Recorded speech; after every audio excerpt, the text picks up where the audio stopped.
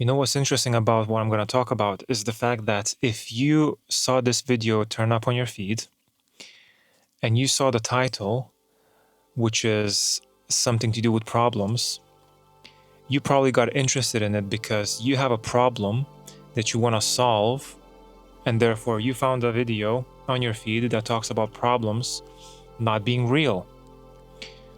Well, hopefully this explanation about why problems are not real will help you solve your problems, because the solution is very surprisingly easy and very surprisingly effective. Hello and welcome to Productively Mindful. My name is ailandas.sulcas and I talk about everything mindfulness and spirituality several times a week.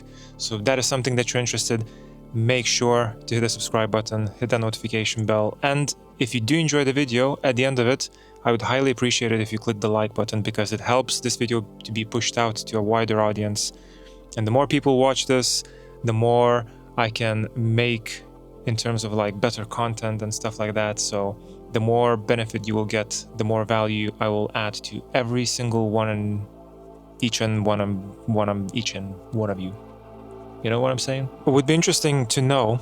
You can let me know in the comments, because I won't be mad but if you do. But how many of you read the title of this video and thought, what does he mean problems are not real? My problems are very real, and they're making a lot of issues for me, and I have to solve them by creating solutions.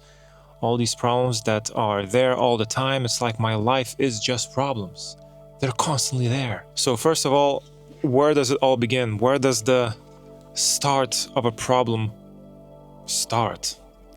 Well, something happens, right? Some sort of an event happens, some sort of an experience, some sort of a situation gets presented to you, and for whatever reason, it results to a problem. It becomes a problem in your perspective, right? The reason why it becomes a problem, that situation, scenario, event, whatever it may be, experience, experience of life. Sometimes the experience of life can become a problem itself. But anyway, the reason why it becomes a problem is because we notice discomfort in whatever that thing is that's happening. You can say we notice discomfort in the happening, right? Discomfort, the reason why it presents us with a problem is because discomfort requires change. Otherwise, we would stay in permanence, we would stay where we are, we would stay never changing, because we're comfortable in that position, in that situation, event, whatever it may be.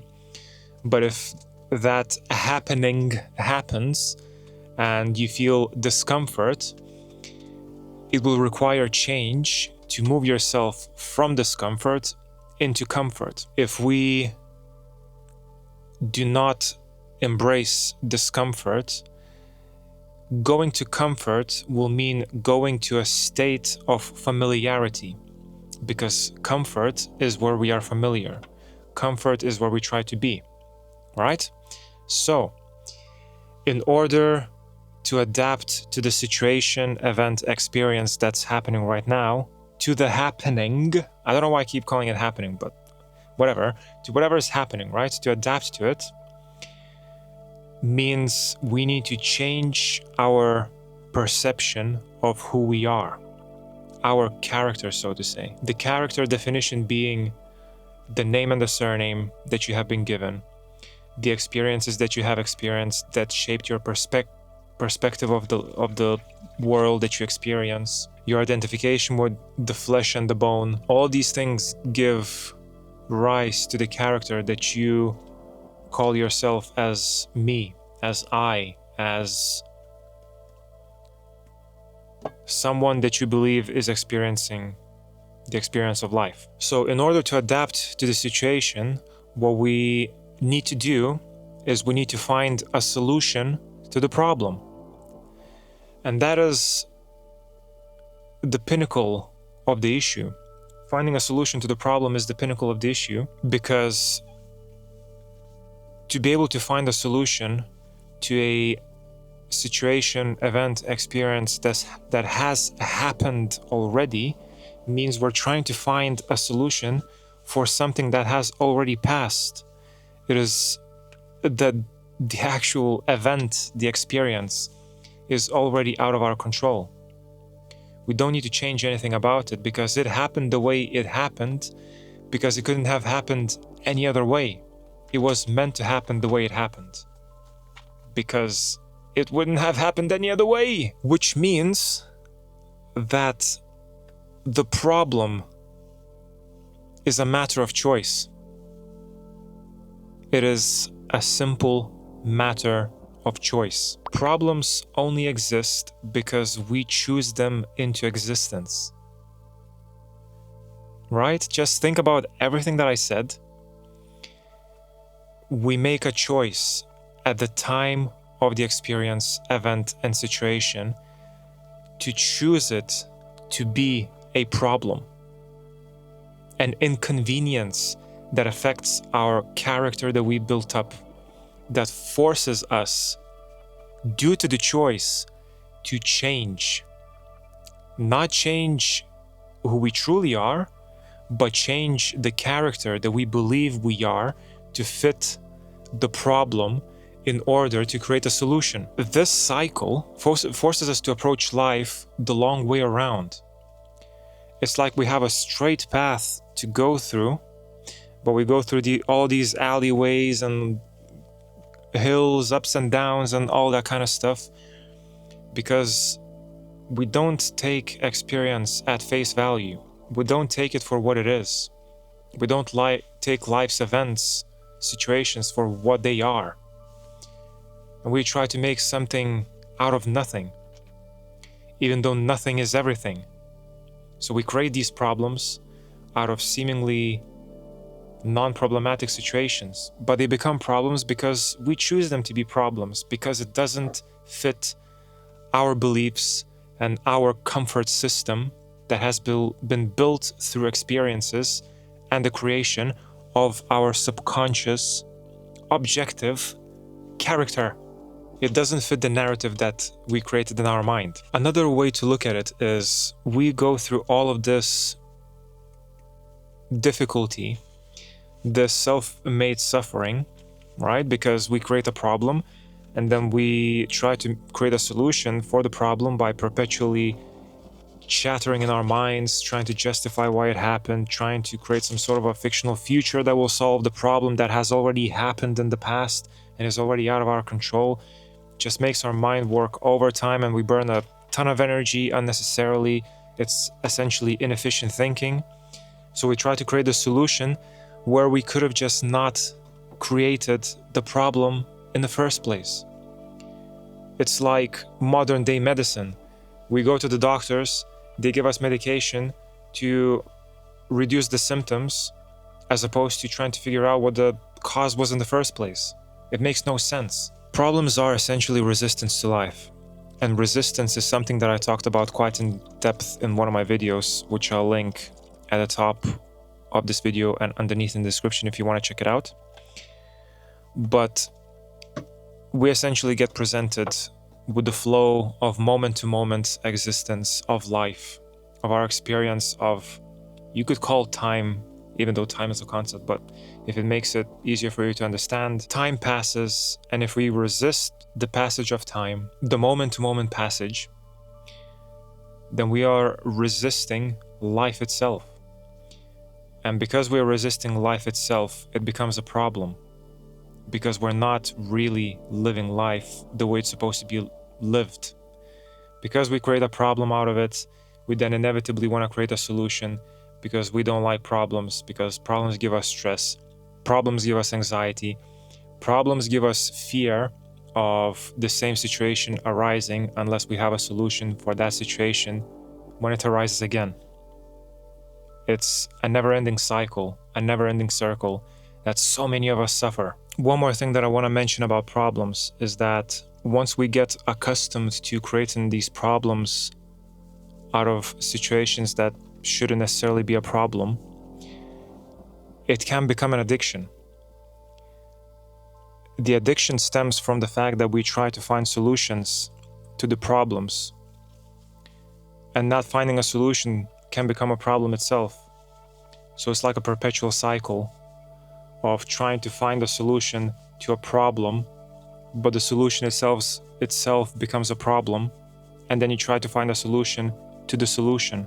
More problems get created just because you try to find a solution to the initial problem, whatever it may be. That problem might stem from years and years and years ago, but you're still trying to create a solution, still creating more problems out of the fact that you cannot find a solution to the problem that might be so far behind you, so far behind in your experience of life. Sometimes it's just better to completely forego that problem because you will never solve it. You simply just have to walk away. And all of that is because that fictional character that you identify as your name and your surname does not want to be anything else but stagnant permanence of limited experience. That's all it is. And the solution to this problem, the problem of problems, is simply realizing that, mindfully thinking about why that issue exists, the creation of the problems. Everything that I just told you about will give you the knowledge of what is happening in order for the problems to materialize.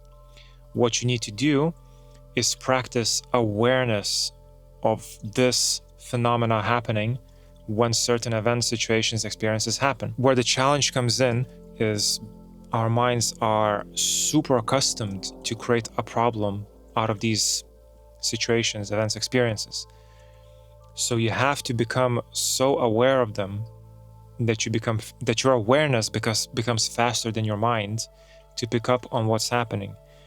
And the more aware you become of this cycle taking place, the more you will be able to create separation from the ego, which is that character that takes control as soon as an uncomfortable situation presents itself.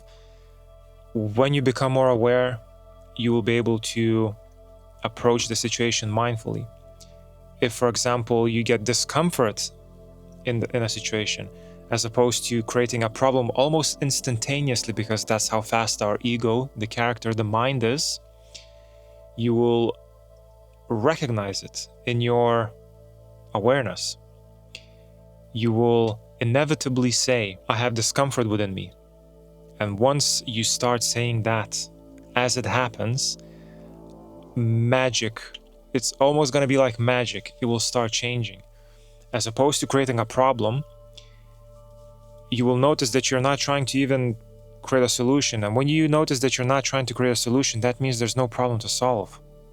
Because there's no problem. You become aware of what's happening, and awareness allows you to observe the situation for what it truly is. So just remember everything that I mentioned to you right now, this whole cycle of the problem situation, right? And if you stay mindful and aware of it, if you approach those situations that might cause a problem with mindful thinking, mindful listening, mindful action, mindful speech, all these mindful approaches, in time, problems will start disappearing, bit by bit. I hope you found this video useful. I'm a mindfulness and spirituality guide, and I help people overcome seemingly impossible solutions in life like anxiety, stress, difficult relationship scenarios, perhaps being lost, perhaps not understanding why you're experiencing certain experiences in life. I have a completely free mastermind community, the Mindful Mastermind, that helps people with daily affirmations. I have first 2 recorded guided meditations there that will help you get into meditation, which is super, super important. A very huge practice of mindfulness and spirituality. And I also make group sessions there where I'll potentially help you personally as the group is listening to overcome certain difficulties. That happens twice a month. And I also do exclusive monthly content there that will not be posted on YouTube. The group is completely free. If you want to join it, the link is going to be underneath the video. Click it and check it out, and hopefully I'll see you there. If you did enjoy the video, click like, share, comment, subscribe. Let's have a discussion underneath the video. Do you agree with what I said? Do you disagree? I'm always keen to learn more about the topics that I speak about. I'm always keen to hear your guys' perspective on the topics that I talk about as well, because I'm just interested to hear different perspectives towards the topics that I touch upon, because it's all interesting and it can all be a matter of perspective. This has been ailandas.sulcas from Productively Mindful. I love you all. I'll speak to you all very, very soon. Goodbye. I sounded like a Smurf.